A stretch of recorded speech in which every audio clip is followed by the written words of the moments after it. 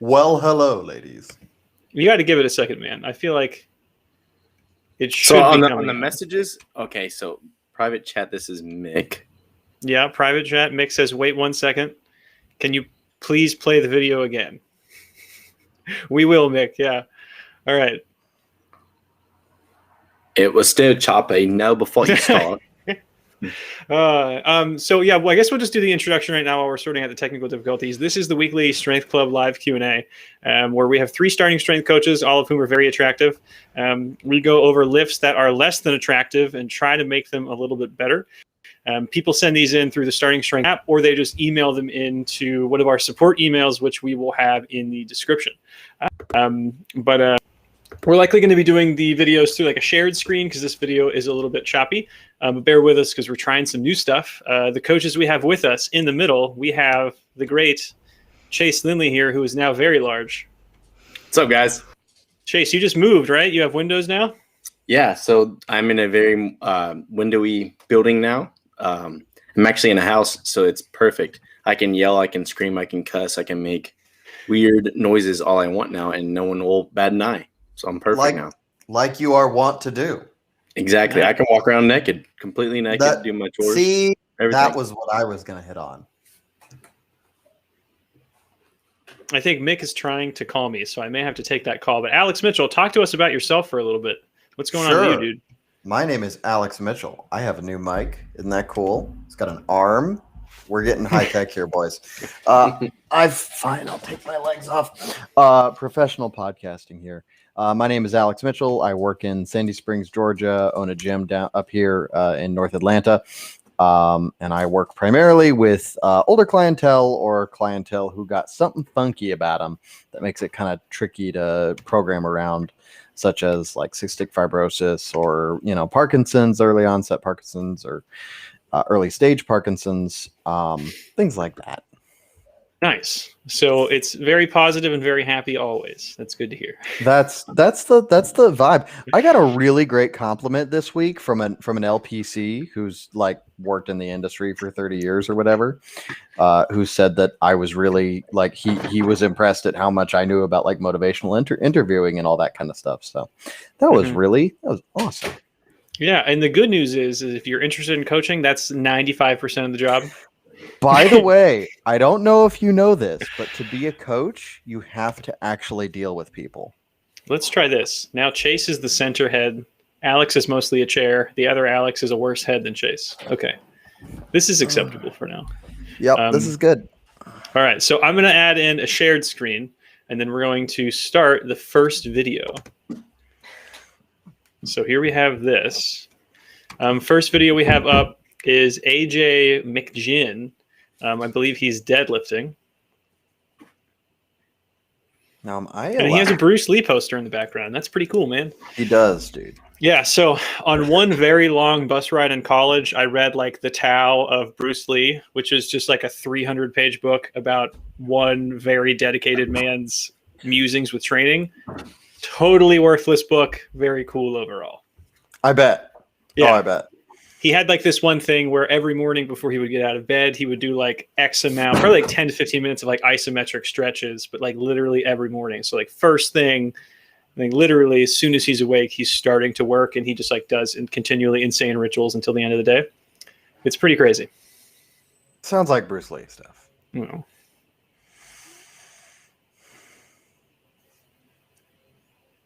Are we going to see a single here? Yeah, I don't understand why this bar is so damn close to the rack. Also, like, does he have it stopped by 2x4s? I think no. I think that he's using that to change plates. If I had to bet, maybe. Oh, he's got it on both. Oh, weird. Yeah, so he has those shims underneath, but I don't know. I think that having the uprights there is kind of throwing you off. Like you're going to drop your ass too soon, and they're too low, and you're getting your shoulders way too high because I feel like you're about to jam your shoulders into the uprights. Mm-hmm. Yeah, I definitely agree. I think he's a little bit too on the heels. It's like you're definitely getting too far behind the bar. Agreed. Yeah, you're probably setting up a little too close. So if you guys don't tackle this with setup distance, how do you guys like to fix this? Because a lot of times when I'll see this, people are just too close to the bar overall. But do you guys see this with people who are set up at an appropriate distance? Yeah, sometimes they'll pull the bar back, right? Sometimes they'll set their back, and that's so common where they like set their back and rock backward, right? It is what it is, but you got to fix it based on the primary issue, right? You got to fix it based on whether they're set up correctly, or whether if they're rocking back. Hey, how about we don't do that? Let's find an equilibrium and then pull up, that kind of thing. Yeah, I think for most people, that's kind of a thing where they will end up seeing like strongmen or like 250 plus lifters do that for everything, and they'll be like, "Yeah, this is who I am now." It's I swear to God, I must also do this. One of the craziest things about training gym bros at a public gym, like I did at Crunch, was that all of them use a reverse grip, but almost none of them know why. They'll use a reverse grip for 135. They'll use a reverse grip for 95. They'll use a reverse grip for 225. Does not matter. They don't know why you do that. That's just like, how you deadlift, apparently. Like, I deadlift like this. This is how I deadlift, It's wild. Mm-hmm. I'll admit sometimes I will do that as well. No, like... What? I just bro out super hard. You just reverse grip everything, grip your cleans. Everything I can. Reverse grip. Yeah, a reverse grip clean is just a curl, so you're just there, man. It's you come full circle. Yep. All right, so the next video we have lined up Frank Basile. He's going to be pressing for us. So shared screen is coming back on. We'll take this like this. How does this work? Ta-da! Right, and we're back. Oh, and actually, no, we have El Noir. We lied. Excuse me. So we're going to see two sets from El Noir and then kind of compare and contrast and see which one ends up being better. We have a shoeless set here from what I believe was quite some time ago, and then we have a shoed set afterwards with some Reebok Legacies on. My primary comment here is get some shoes. Yes. Well, that's good that she already got some shoes. Mm-hmm, yeah, because I think these ones were in the past. But this pattern, so like typically in powerlifting, people want to call this like the chest fall pattern, where it's like she is driving her hips out of the hole, but then the chest is rapidly falling after that. What are your guys' go-tos to work on this? I just tell my client to drive both the chest and hips. Like the back angle needs to remain constant, not only on the way down, but also on the way up. And once they kind of see that, and I kind of demonstrate it with my forearm that it's just like this. A lot of them are kind of worried about when do I need to stand up, and I'm like, don't worry about that. That's the easiest part. How you need to stand up out of the bottom, though, is you got to use your hips, and then I'll demonstrate it. Like keep pushing against my hand, keep pushing up, and then what you'll realize is that the back angle will go straight to vertical once it's like 80% complete. Yeah. I've never had to cue a lifter as to how they get up out of the top of the squat. Right, yeah. People always worry about, well, how am I supposed to finish the squat with my hips? My hips are, behind the bar. No. You'll do it. Yeah. Trust me, that's you'll figure that part out. Yeah, this is one of the biggest, for me, one of the biggest maturity-based things with lifters, where it's just like, you have a great start, knees are out, hips are moving up, but it's can you keep that chest pairing with it? I remember Rip in one of the older interviews was talking about why he would set the squat up in the low bar configuration so that you have to fight this. And then his answer was like, so that you have to fight it. We're trying to train your back. Yeah, exactly. Yeah, we want to fold you in half like a pancake. Basically. I mean, that's the goal. Yeah. Get a lot of low back work, get a lot of back work. Do you guys get back pumps when you're squatting anymore? Or are you guys beyond this? Dude, it's like all I feel nowadays. I mean, so, I'll feel constantly legs pumped later, but yeah, I mean, I've got to get bent over anyway because long legs should, so. All right. I think we're going to do next. We'll do the El Noir, now the shoed version. That'll be coming up here in just a second. Improved. Yeah, for sure. I know. New and improved. Now not going to get hookworm from not having shoes. G-Lock in the chat says, can I be a bodybuilder if I like chicken thighs more than chicken breast? No, you can't.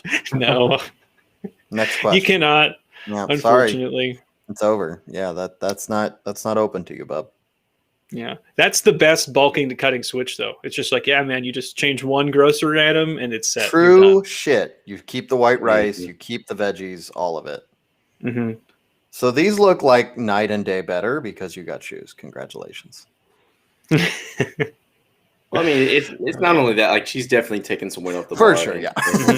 Yeah, so I think there could be a few things happening here. There's definitely a chronological disparity in these videos. So this could have been from who knows what. I know that Mick grabbed these videos, so we'll have to rely on him. The late Mick.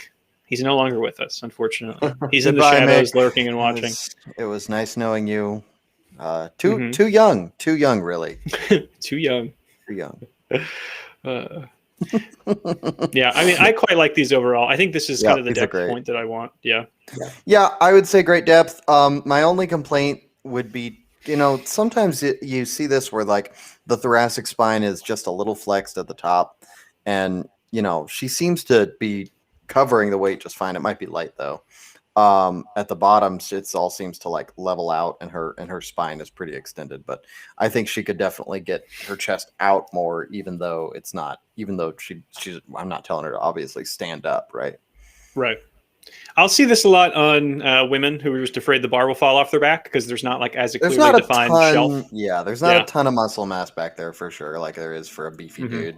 Yeah, it's a big trust thing. It's a very big trust thing. We'll go on to the next video here and enjoy the infinite screen, people who are watching. Cool. It goes on forever and ever. All right, so we got G Matri here coming up with a nice little squid, some squid action going on. Again, shoeless. I don't know if your rack needs to be that stabilized. I think if you have 45s on there plus sandbags, I think it's probably won't move. There's a lot. Oh my God. I didn't even notice that, dude. It's pretty fortified. Also, can we please, I'm not for legislation unless you're outlawing putting mirrors in front of squat racks. And then I'm for it. At that point, straight to the government. I'm with it. How do you guys feel about this squat? There's a lot going on here. This would be like a very good attempted starting strength squat, I think. This would be an awesome like coaching development movie. If you were going to show something in the... That's a much better way of saying what I was trying to. Good job, Alex Mitchell. Yeah. Yeah, like Gematry, you have the hip drive nailed, man. That's a big thing that most new lifters don't really know how to do.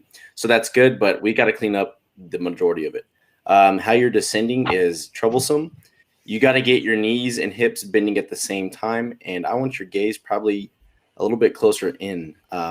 If you're looking at the mirror, that's definitely going to be the problem. I think that's what Alex Mitchell was bringing up earlier about having legislation being involved in another third-party entity. But we definitely have to get the eyes in, and then you're going to have to think about shoving your ribs right in between your legs and leaning way the hell over to start this. Yeah, dude. We're going to need to get you lower too, I think. Some of these are definitely above depth. So we need to bury this thing. I don't think it's your stance. I think if anything, your stance is a little wide for my tastes, but no shoes, so funky. But yeah, I want you to think about burying these, a foot lower, and you'll get there. And that might make it harder to come up too. Just be ready for that. That you might have to kind of relearn the ascent when you get that low because things change. Man, I would absolutely love to be a guy quarter squatting like 405, and then someone tell me that like, hey, you can take weight off the bar and get a better result. That'd be the happiest moment of my life. Yeah, dude. I think. I don't have to carry all of that and get more results. And you're like, yeah, you just go really deep. I've been seeing this more and more recently with people having just kind of an aversion of closing the knee. So it's like even if the bar is on midfoot and they wouldn't actually have to round their back very much to get any deeper, they're just completely reluctant to. And it's just basically, it's like the knee gets to whatever terminal angle they think is, too much, and they'll stop there.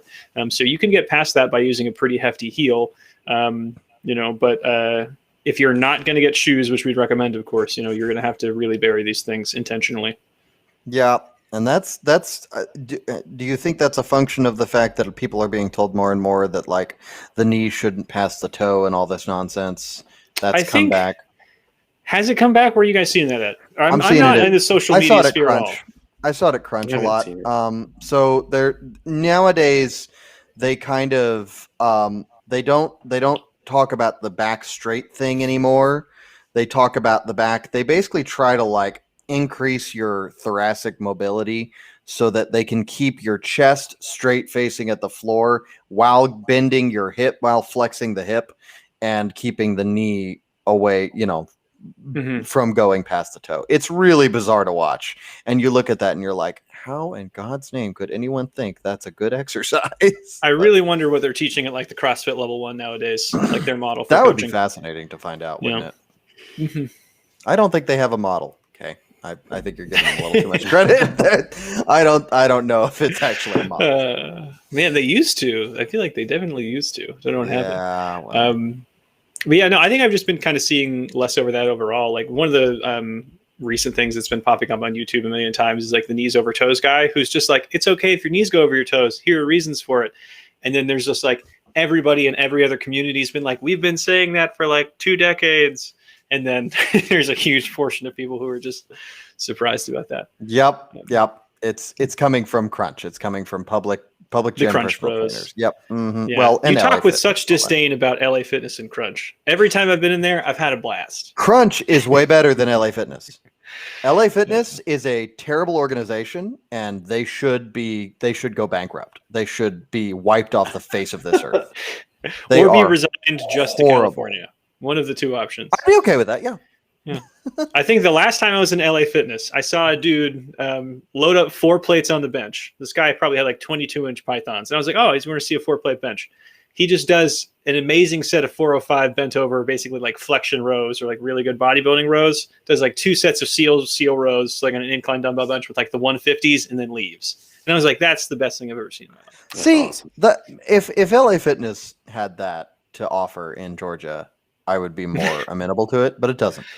I think it's just the variety of people. Like CrossFit's going to attract a pretty like set group of of folks, but like at LA Fitness, you'll see all walks of life. So it's like the David Attenborough nature documentary kind of style here. Their management style causes trauma to every generation that it touches. That's my primary issue with them. Mm-hmm. Their hierarchy of management causes trauma, mental trauma that takes years to get over. I've noticed we haven't really been checking the chat at all. I wonder how the chat's going. I got the chat. Can't be worse than Planet Fitness. It's not, but Planet Fitness is run better. Like to work for Planet Fitness is far better than to work for LA Fitness. Alex Mitchell, would you mind being on the chat duties now? I got you, man. Thanks, dude. How do we feel about these? How do we feel about Hardy's presses? Our resident tricep guy. Dude, these are better than we've seen. I think. I think these are the best I think we've seen so far. Yep. Yeah, the hip drive is actually there. There's real hip movement. That's awesome. Mm-hmm. Yeah, I like these. I want to see them a little bit faster, kind of getting more comfortable with the timing and stuff. But yeah, this is really good. Yeah, Congratulations. This is. I mean, it's been a long time coming, but this is really clean. Yeah, it lined up. Now just never change anything. Nope. Do it perfectly every time. Whatever you do, don't add weight. Figure out how to do that. Yeah. All right. Yeah, it is good to see kind of clear progress. I peeped at this one earlier. This is going to be an interesting one. I would like to see this. Is that a monster squat rack, right? Our Rogue Monster? Yeah, the half rack. It's a good surprisingly sturdy every time you use it. It's a good piece of equipment. Oh, wow. That is interesting, isn't it? Mm-hmm. He's kind of trying to low bar a high bar almost. Yeah, it's like low bar, high bar, but it's just like, can he find the low bar? Maybe. I don't know. Yeah. Are those like Allbirds or something? Like those are some squishy platforms. Oh yeah, dude. For sure. Yeah, dude. And that's like, I don't really bother with like the whole shoe talk with people coming in and squatting like 25 pounds or something like that at the first session. But when you got 305 and you're a solid 230, 240 plus dude. Oh, our boy here is like 270. I don't know what world. Well, I don't know how tall Chase, what's the over under? What do you think this guy? I'm gonna go under more than I'm gonna go over. That's all I'm saying. I'm gonna say 285. Yeah. Damn. Yeah. Okay. So 285. Got it. I feel like that's even low. You got. I did too. Yeah. You got 500 pounds easy on your shoes. And when you get a little forward, that sole's going to compress a lot because there's 500 pounds on it, and it's going to push you even more forward. So that's not doing you any justice, dude. Get at least some Chuck Taylors, but ideally some lifting shoes. Otherwise, if you're going to stick to high bar, which my guess is that it's going to be really hard for you to find a low bar position. If you're going to stick to high bar, then what you need to do is pick an eye gaze direction that's probably a little closer to straight ahead, and you're going to want to think about dropping your butt down rather than leaning over. You will lean over. It's a function of the movement, but if you think more about just your butt going straight down in a line, you're going to get a better result. Mm-hmm. How do you feel about these, Chase? Kind of same thing with Alex Mitchell was saying, like along with the high bar thing, but I would like to see you just widen out your grip and see if you can just mash yourself a little bit lower. If you try this, so feel on the lateral most aspect of your shoulder and kind of creep back towards the posterior side or the behind you, you'll feel this little knob there on your shoulder, and that's the spine and the scapula. For you, it's going to be probably hidden a little bit because you're a thick man. You're going to have to do that again this time now that you can be large and thick just awesome. like him. So I'm here to the side, right? So right where like my shirt has this little seam, this is the most lateral aspect. It's like your AC joint, right? And then I'm just going to creep it back just a little bit to where I can feel this little knob right there. Right? I don't know if you can see it kind of in the shadow a little bit. Yeah, if I do this a little bit. So this is the spine of the scapula. You're going to try to place the bar a little bit lower, about right there where my index finger is touching. It's going to be hard for you to find it since you're a thick, meaty person, but I think you'll be able to. And just kind of go off of what I said and use that as your roadmap and try to put that a little bit lower, the bar. Mm-hmm. Yeah, I think he's doing a really good job of. Wow, we have 3 now. This is insane. This is great. I love this. The future. Oh, I don't. And like we're back. This. Okay. I don't like this at all. Yeah, some interesting stuff in the chat that I wanted to go through. But yeah, because I think we can see it from Restream actually, which is neat. But the other thing I would say is that like he was already doing a really good starting strength model of like hips up coming out of it. You could see the clear swoop backwards. So it's like you can just take advantage of that and not have to learn a high bar pattern, but you'll be successful either way because your calves are bigger than my quads. So you just live your life, man. You know, you'll be fine. But yeah, so I think, well, I would like to know how much that guy weighs. His name was Josh. So Josh, if you do end up watching this, let us know the over under. Alex Mitchell said, what was your guess? Oh, I'm not. I said what? Like 250? No. I said I'm always going to guess under. Okay. You got to understand the population I work with. Right. Okay. I'm always going to go under. Yeah. I said 285. Rad. I think if he was like a chip over 3, I would not be surprised. Neither way. I kind of would. I would not be surprised, but I would love to know that. So Dave asked an interesting question. He said, "I'm moving to a new apartment on the 15th floor. Do you think it would be okay to squat and bench in my apartment? Local gyms suck." So interesting question. Before this, I actually used to be in commercial property management, so I know a lot about like high-rise apartment buildings and their floor ratings and everything like that. Yeah, it's okay to have like 20 humans in that room at any given time, probably plus all of them carrying a 45-pound plate. In terms of impact, it probably won't be rated as much because you'll probably break the sheetrock underneath, like the carpet and everything like that, from impact with deadlifts. But I was in a 3rd-story apartment building. I was squatting. That was a few years ago. So I was squatting high 3s, low 4s at the time, and I probably had like 600 pounds of weight in the room, plus the rack, plus me. And it's totally fine. If you think about the amount of people in there, you know, like if you had 10 people in your apartment for a party, you wouldn't freak out. But like that could easily be, if it's all 200 pounds, if you just have like a party of, you know, thick, meaty guys, you have a party of 2,000 pounds in your room.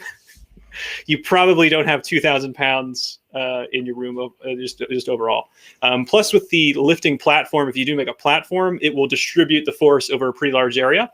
But the only other thing is put it in a corner. So if you just have it in the middle of the room, you will break something. But put it in the corner, preferably towards an outside wall. So like if you have windows, basically put it in that corner, and you'll be golden, man. You can do some crazy stuff in apartments.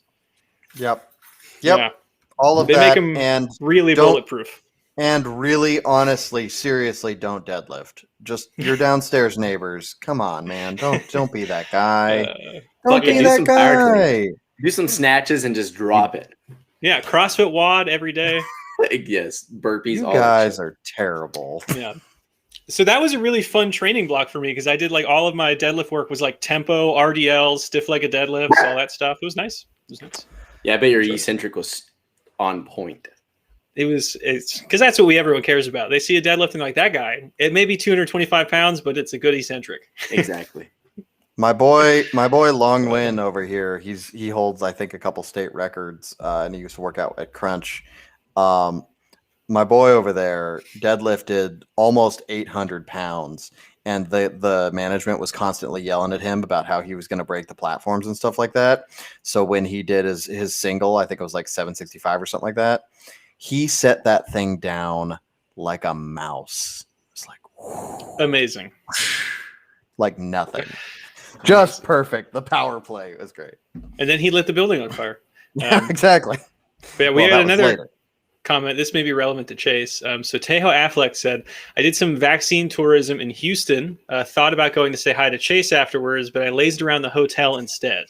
Saw the goodbye video on Instagram the other day, and he said he has minor regrets. #, minor regrets.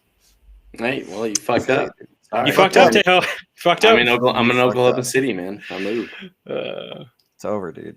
No, but seriously, you could still stop by. Like Josh, Tony, all the coaches there. They know what they're doing. Yeah, I mean, do we care if they know what they're doing, or do we care if they're Instagram celebrities? We got to get down to the point. See, that's the ticket. Cop. Have you seen the fitness industry? All right, we'll go back to the next video here. We got some guy named Luke Plutnik, or Plunkett, excuse me. Plunkett. I'm not sure which one is better or worse here. But I believe this is a power clean. Could be a row. I'm not sure. Let's see what the setup says. Yeah, okay. Okay, all right. Yeah, not bad. Yeah, dude. Yeah, you're about to get there. I think the primary thing that you're probably not doing that's going to help you more than anything else here is when you start power cleans, you need to stretch. That's like the very first thing you need to do. It's not warm up yet. You just stretch, and you need to get the bar in your squat stand or whatever the hell you got, and you just pin your finger. You basically pin yourself into the rack position. Rip's got a video on this. All right, wait, hang out, Alex Mitchell, before you start pantomiming things. Sure. We're gonna switch you back to thick mode. Yeah, dude. You pin yourself into that rack position. That's Chase again. Hold on. This is the wrong. Chase. And there it is. Okay. And you can just do one at a time first if that's easier for you. You get yourself here, touch your other shoulder to the barbell. Don't do this because that's not doing anything for you. Touch your other shoulder to the barbell. Get yourself here and try to jack your elbow as high up and in as you can. And then do it on the other one. Boom. And then you do it on both. Boom. And really, really focus on pulling in. That's the big piece. You get them up and you get them in. And if you do that, then you're gonna after that maybe you're thinking about fast elbows on the catch, but you're gonna be at a lot better spot. Yeah, I think a lot of people don't realize that. Let's say if you're power cleaning and you're doing your 5x3 and that's all of the front rack practice that you're doing, you're not actually holding the front rack for very long. Every other workout, maybe. Every other workout. So you're like, I get 45 seconds of front rack practice every like few workouts in terms of collective time. Yeah. So it's like if you're not using front squats as an accessory lift or as a supplement to your primary squat, it's just helpful to get more time into it. If you have great shoulders and you're just a mobile dude and you don't have to worry about it, don't waste the time, of course. But for this gentleman on him, and I'll see this a lot with newer people on the clean, they'll have the up part totally fine. Once it gets basically to their shoulder height, everything is still so tight, they're thinking about squeezing the bar really hard. So the turn with the wrist and the hand's not going to go very well. So taking time to practice that front squat grip is really vital, stretching beforehand or just hitting some front squats afterwards, Yep. Yeah, coaching wise, I had some questions for you guys. When you see someone who just gets overly tight hands and they kind of are like out thinking themselves in the catch, so they're basically floating around the collarbones and it's just like it's just knuckles, they're just freezing it there and they can't get under it. How do you guys address that? The typical cue that I use is just slam your shoulders into it, and I'll actually like kind of hit them in their anterior delt. And once they kind of like have that aha moment of them actually realizing that they're not going to crash in anything vital, like you're not going to break bones, you're not going to separate your collarbone or anything like that, and then they're solid at that point. But for the most part, I've even tried this where sometimes they'll kind of jump back and kind of like let it pounce on them just a little bit. I'll stand behind them or kind of sit off to the side to where if they allow themselves to kind of gingerly catch it like this, I'm going to get hit with a bar. So I tell them, don't hit me. And then they kind of just hurry up and rack it. It's kind of neat. It's weird. That's pretty cool. That's really clever. The don't hit me strategy, that is my favorite one for the press for bar path. I will literally stand directly in front of the person. So it's just like, if their gaze is straight ahead, I will stand slightly offset to their gaze and I'll be like, please don't hit me. The bar path is straight every time. They no longer punch it out. So the don't hit me cues I really, really like. But yeah, so the one thing I think it's kind of it's a plus side to getting people to hook grip their deadlifts rather than over under, especially kind of like very muscly army people, not working in the military, but people who they think a lot with their arms. The hook grip, they'll kind of consider it like a compression grip rather than a hook grip itself. So training the hook grip on the deadlift, so you can be like, yeah, your arms can be super loose. We just need you to lock your hands around it. That carries over the power clean pretty well. That's one of the harder things I think that just takes time to deal with, like the ability to let your arm relax and turn over quickly. Yeah, it's super hard and you can't think about it to do it, right? That's the problem. The biggest problem with the power clean is like you almost can't even train, CrossFit teaches this and then this. And I think even that is, questionable at best as a practice because you really can't train someone to do that. It just it has to be almost instinctual, I think. Yeah. And I also kind of think of it as like you're flinging it up, like go back to like the catapult stuff in the book. You're flinging it up, and then now you're watching and waiting for the bar to just now slam back underneath you. Yep, like you're exaggerating the pull, and also it's kind of like a two bird, one stone scenario. You got to jump higher, and as well as get your elbows through. Yep. Mm-hmm. Yeah, like I think people don't realize that. That they will tend to give only as much as they need to in the bar. So like, let's say if you're squatting 225, you're like, okay, I'm going to put as much force in this to squat 225 as I can. But like with a power clean, there's a super high ceiling. We want you to pull that thing as fast as you can. You need to over pull the power clean and deal with the consequences later, and then if it's too much and you keep literally throwing it above your head, you just add more weight. Yeah. So we've got some really cool, two really good questions in the chat. I think Zach T.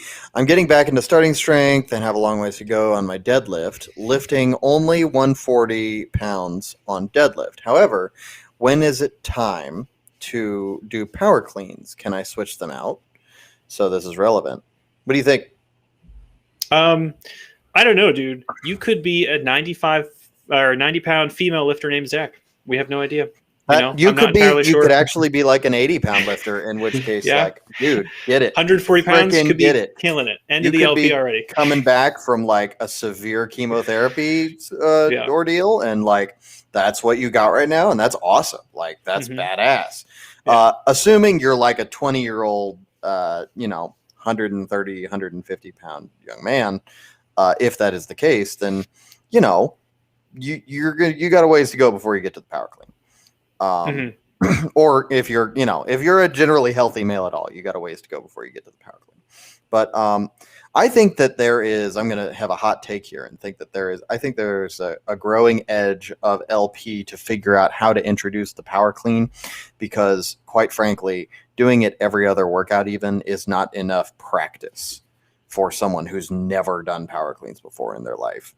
Okay, yeah, 5'8". He said 5'8", 155 at 18. Dude, when did he try to get into starting strength in the first place? I'm about to say. 4th grade? And what did you stop? Was like your stoppage because of like spring break? You haven't had time to start and stop, dude. He went on a long vacation over summer. Yeah, exactly. Yeah, he took a week off. He had a weekend party. He got a little bit of sick, and then now he's picking back training up on Wednesday. Yeah, dude. Yeah, man. So yeah, I think. Do you think the frequency is a bit too low? I just think that practice-wise, having a lifter who's never done the power clean before, practice, and like you were saying, the mobility stuff and all that, you can fix that a little easier. But practice the power clean for 15 reps plus warm-ups 3 times every 2 weeks. I couldn't learn it like that. I didn't learn it like that. I learned it by incorporating it like twice a week. I think that's a good part of having a coach, so you can kind of see where you are in that spectrum of athleticism. Because for some people, that's totally enough. For me, for sure. It was for me. Whenever I started this whole thing, I was power cleaning too much because I was just like, this is super fun. This is great. I love it. You know, I already had it like 2 sessions in, you know, but it was just distraction for my deadlift. Chase, what do you think? What's your take on power clean frequency? Yeah, again, I'm kind of with Alex Mitchell on this, is that especially as a young person coming into sports, like you're probably going to start doing power cleans anyway from school. I rather you learn it as quickly as possible to do it correctly. And then not only do you have the opportunity to do it with me correctly, but now that I've instilled some pointers with you, you can kind of practice it at school. So now we're getting more frequency there and overall doing it better. But yeah, especially for like this guy, Zach, he's 150. Like his deadlift isn't going to be that high. He's not going to be too taxed to where he can probably deadlift and power clean in the same session. Probably. Yeah, if you got time, Zach, like get it in anyway. Yeah, especially if like Chase says, you're like an athlete and you're trying to do some kind of sport, that'd be an awesome idea for sure. Is just maybe like 2 times out of the week, you know, you have one deadlift session where you don't power clean after, and 2 times out of the week you do your deadlifts, and then you do just some power clean practice. You know, don't try to go like crazy super, you know, max out your power clean or whatever that means.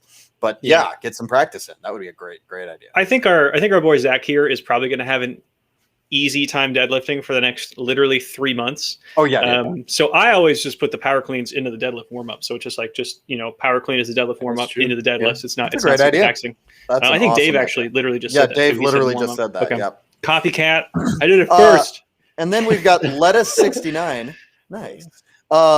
Lettuce 69, nice, says, my SSC has me doing bent over rows for 3 sets of 10 to 12 reps. Is this practical programming, or is he just a sadist?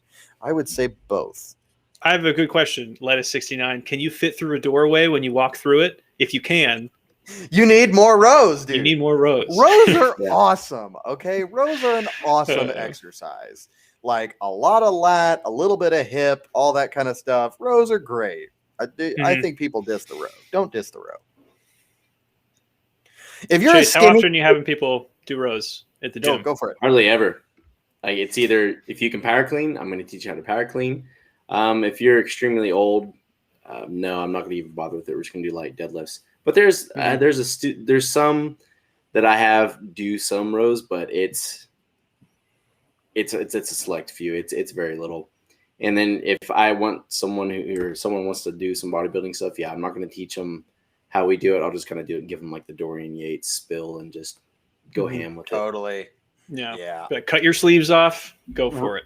Rows are a fucking awesome exercise. I don't know, Alex Mitchell. I'm not sure. For most people, I don't think they're awesome. I'll hard know that. I was just about to say older folk. Oh, for older folk? They're an awesome exercise for older folk. 110%. Because it's nothing, you know, the power clean, there's a lot going on there. And if you're like 65 or 70 or something like that, that can be really, really hard for a lot of reasons. But the row is advantageous in a lot of ways beyond that, because it gets you bent over. It gets you into that position, makes you stay there. It makes you keep your back tight through that entire, 45 seconds that you're there, instead of, allowing you to go up, down, that kind of thing with the deadlift. It's just a really great exercise for that population, I think. Guess what I don't like about it is like it's trying to teach someone how to do the double knee bend and then touch the way how like Ripito does. And if you get someone who's just isn't that, that athletic and they can't just watch you. Yeah, exactly. You're just like, you're trying to explain it to them, and you're just like, oh, fuck, man. I think I have separate problems with this. How much do you think that is a function of the fact, though, that we don't really have a good model for it? I think there's a very good model for it because it's normally introduced after the clean. For the teaching progression, I mean.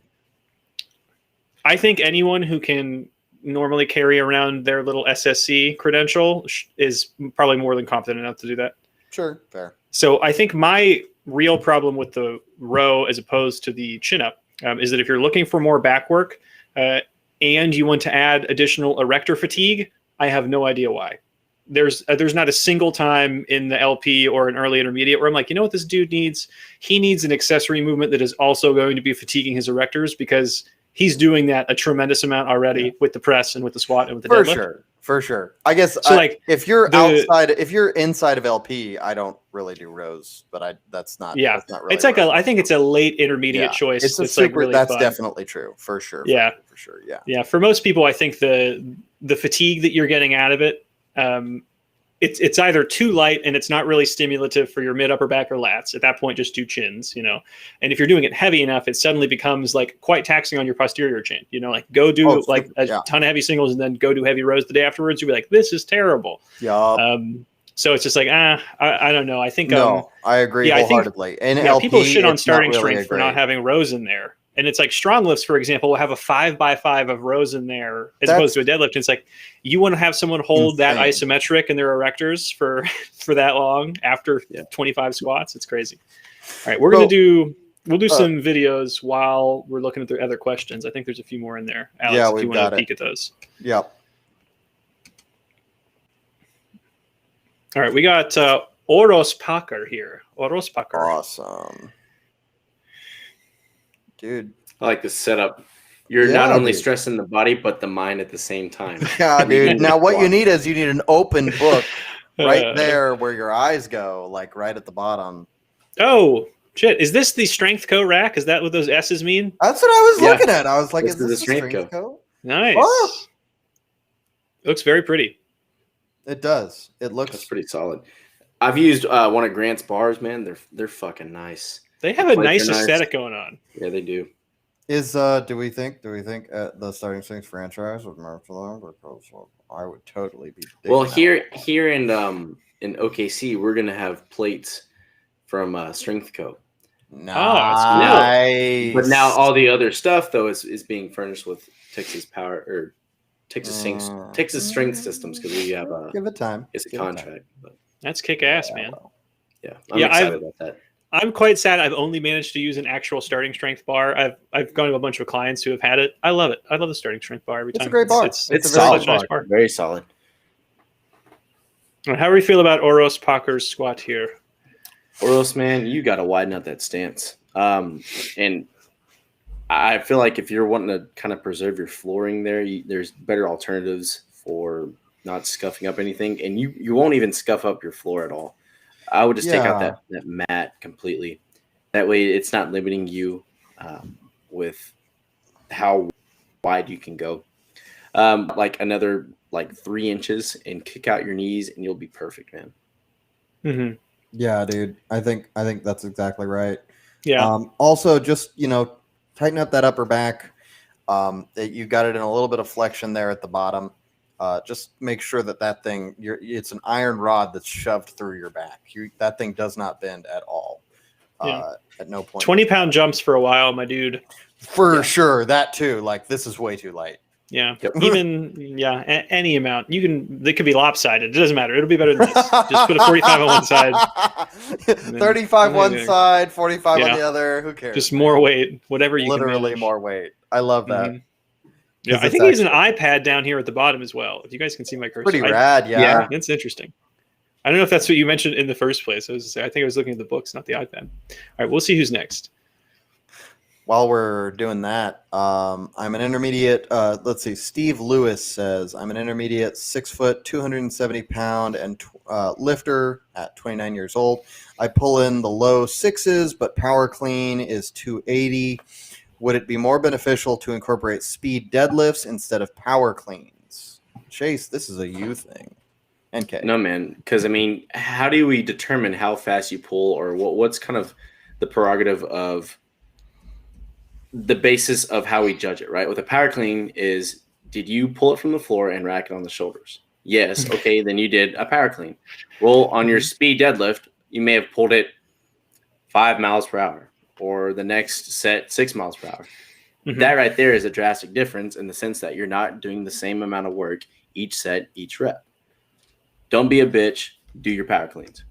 Yeah, if you have like a velocity, like one of the things that it attaches to your floor, it's like this little resistanceless string. It attaches to the barbell, and you're getting metrics like that all the time. There's an argument to be made for oh, cool, I can pull 405. It's partially faster than I could a few mesocycles ago. I guess that's relevant information, but it just kind of depends on why you're doing it in the first place. I think Chase is totally dead on there. Like, you can already power clean 280. It's just get it up to 315, then get it up to 355. You'll be fine. I don't think that requires too much additional thought as to which one you should be doing. But as a case for speed deadlifts, It's more or less just kind of a way to give guys who have giant deadlifts ways to deadlift really hard without them killing themselves. Exactly. I think that's really it. So it's again, I just want you to move 405, but like brace like hell, double overhand grip, yank it as fast as you can. Perfect. It can help them work on their setup, help them work on intention for the pull. You can work out some form and some cue errors. I play that card every now and again. But I think it's just one of those things where it's like if someone really wants to, you'll meet a lot of athletes who want 10 out of 10 mental effort. It's a mindset level craziness every session. A tool like a speed deadlift can be really helpful. If for some reason they don't have the technical acuity to do the power clean, the interest to do the power clean, there's some prohibitive shoulder injury, something like that. But if you're already power cleaning 280, dude, you keep on living your life. Yeah, dude. 280 is not nothing. And also Zach T followed up and he said, not an athlete, just a skinny kid trying to get jacked and strong. I would say if you're a skinny kid trying to get jacked and strong, the deadlift is going to serve you more than the power clean, but the power clean is still important. So everything we said still applies, but definitely the focus is on your deadlift. In fact, how are you feeling? Yeah. So someone Zach, cover these squids real quick, by the way, before we do Zach again. All right.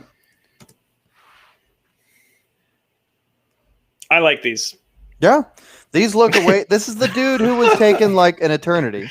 Yeah. So he's still using the Nerf gun Tubo, but his pacing is way better. Nerf gun Tubo is GOAT. Yeah, you can shoot awesome. Lifters who aren't doing a good job. Shoot at your kids, have a Nerf war with your wife, and then do your squids. Yeah, I like to see you lean over though a little bit sooner. That's the problem that I see everyone using the Tubo is that they're kind of apprehensive to lean over because they may hit it with their shoulder or something. You're good. Maybe scoot it up a little bit further, the Nerf gun, and man, you'll be set. Yep. Do you mean further towards his toes or away from his toes? Away from his toes. Yeah. Okay. Cool. Yeah. And I think these are a huge improvement. Tuck your chin. You're doing this thing like. Yeah. Leading with the chin. You wanna tuck your chin in and then back, right? Suck it in almost. Yep. Yeah. And then we can finish up with Zach. Well, we have strong movement here now. Our boy. Dude, this is the weights and plates. Oh no, Santana's place. We can't see the top. What happens to his arms? We'll never know. Dude, it's over. Yeah, we can't. I don't even know what's happening. Honestly, I can't see the barbell, so it's over, dude. But yeah, Zach, I'm Chase may have been saying something like this. I'm interested to hear his take. If you're 18 and you have not been hit by a car or a piece of a satellite or fallen out of a tree really weird, if you're trying to be strong and jacked, find a sport, and now you have a really good reason to make physical activity a part of your life. Just treating it like a hobby, you may not be setting yourself up for success. If you're in a good opportunity to start a sport and be good at it, you should really commit some time to it. It helps you both physically and mentally. The sport could be powerlifting. I know, isn't it crazy? Boom. Weightlifting, anything, man. Yeah. Yeah, dude. Anything. Yeah, the earlier you can get on to learning skills, the better it is. Please, yep. Zach, you just need to go around picking up heavy ass fucking rocks. Like just go full Viking, like the Denny Stones, just rocks, man. And just you need to create your own sport of just rock picking up and just do whatever the fuck with it. You write your own rules, but just lift up boulders. I want you to see a 600-pound rock just fucking right overhead. That'd be awesome. Yep, let's get it. Believe in yourself, man. Unironically, anytime I go camping, that's number one priority for me is finding rocks to pick up. That's great. That's awesome. If you're outdoors or camping, you find a nice rock. What else are you supposed to do? You've been lifting for this reason. How do we feel about these presses? Chase? Moomin, so if you're able to do the hips press, why not just continue it? I never really understood that when everyone's kind of like, oh, I'm doing the 1.5 or a different variation where I'm muddling the two. Don't just pick one, man. If you're going to do a strict press, then strict it. You're doing fine with the later reps. You're kind of spending almost too much time at the top. As you're going back down, squeeze your armpits nice and tight, get your pecs nice and tight also, and get a nice bounce from there. But for the majority of these, I think you'll be better with just using the hips. You get a lot more velocity from it. And also, you gave up too soon on that. I bet you could have had it. I'd give you 60-40 for you. Yeah, I agree. And also, as another note, my dude, we haven't seen you get significantly more jacked over this process, and we've known you for a few months now. So make sure you're eating your food and doing your sets. It's called weights and plates. Oh, God. Man. So if you feel like you're not doing enough work and you're just kind of having everything be like grindy like this, maybe consider adding a little bit more on the back end. Probably help you out. But like I think I totally agree with Chase on like the 1.5, where it's like just kind of attempting to codify. Like, yeah, I'll do hips for the first one, then I can bounce for the rest. I don't know. Michael Wolf has used that to great effect in volume pressing, and I you know, the press is definitely the least, like, you know, you have to, or it is just better to do it this way lift, right? There's some room in there. I bet you could make arguments. Yes, I think my primary argument, it's probably similar to the Pendlay row, where it's just like if you're going to be doing heavy presses, you should probably facilitate those heaviest presses by making them move quickly, which is the hips version, the Olympic press. So you're kind of your ratio between, you know, the fatigue you're getting and then the stimulus by moving the weight. It's really a great spot to be in. But with the strict press, if you need light pressing in there, you have a really great model for light pressing that now doesn't give you more residual fatigue everywhere else. Like if you ever get an athletic guy coming in and he's never done an Olympic style of pressing before, and you have him do that, everything will be sore, but his deltoids, you know, his upper pecs and his triceps, everything else will be sore. His forearms will be sore, abs, quads, butt, everything else.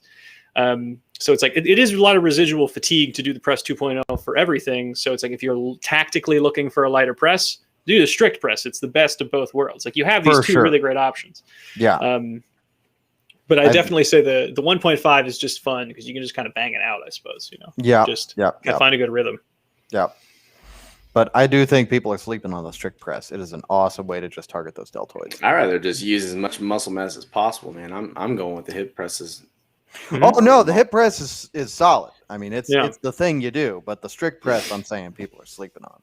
That's another super crazy thing, is that people will think that they will like either want or need. Oh, that was the last video. So nice. We can talk now. We talk about our feelings. Oh, I love it. But yeah, I think for like what Chase was saying, was like, yeah, I just want it to be heavier and I want to use more muscle mass, because it's like the press in relationship to the bench press is already really light. You know what I mean? So if you're like looking for a reason to do a lighter press with a strict press, you may not need to, you know? So, yep. Mm-hmm. Have you gotten a lot of feedback from your article, Chase, the recent one you did on upper body specialization? Have people been DMing you about that? Not at all.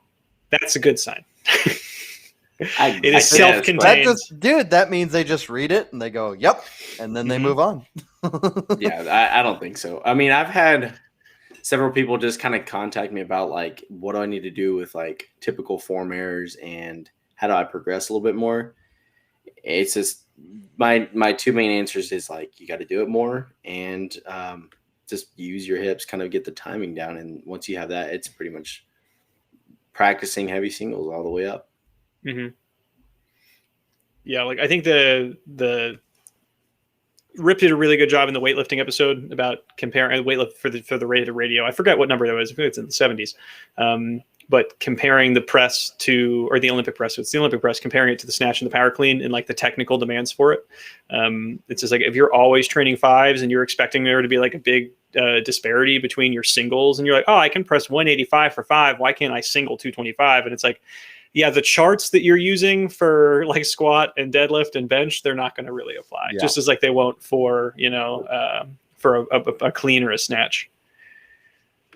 Yeah, I think like my best set of 5 is like maybe 325, 330 maybe, but like it's almost 100 pounds of disparity between my top single and my set of 5. Mm-hmm. Yeah. And plus, Chase is a really good example of like a fast fiber type guy, you know? So it's like that disparity is going to be pretty big no matter what he's doing. You know, if you meet someone who can like, if their set of 5 is like 10 pounds below their top single, you're like, oh, buddy, it's... Oh man! Oh no! What did your mom and dad do? They were accountants and an accountant and an interior designer. Got it. Okay. Yep. How could I guess? Huh? Weird. Yeah, I just met up with one of my online clients from Virginia Beach for the first time, and we had him do some squats. We worked up to a squat until something broke, and then we tried it. We got him to like 285. He's a pretty new lifter to a double. And I was like, okay, you know what? Let's just go back down to 225 and then see how you do volume wise. He got to like rep 16. It didn't slow down at all. Not even a little. Because I was like, I expected him to be so fatigued that he would hit it for literally between 3 to 6 reps. didn't slow down at all. And I was like, you got to just keep going, dude. We'll see how this goes. And at the end, he was like, I feel like I do this for like an hour. And I was like, that is not good news. I'm sorry. Yeah, sorry, man. That's bad news. I'm so sorry. You know what? You should consider doing some Ironmans. I can connect you to some good ultra endurance people. You know. Yeah, the curse of the slow fiber type. Yeah, slow fiber type. Type 1 muscle fibers. Damn you! Yeah, we got a good question in the chat. We have Quattro4 saying, Chase, what was your bench press when you benched or pressed 405? Excuse me, 435. Mm-hmm.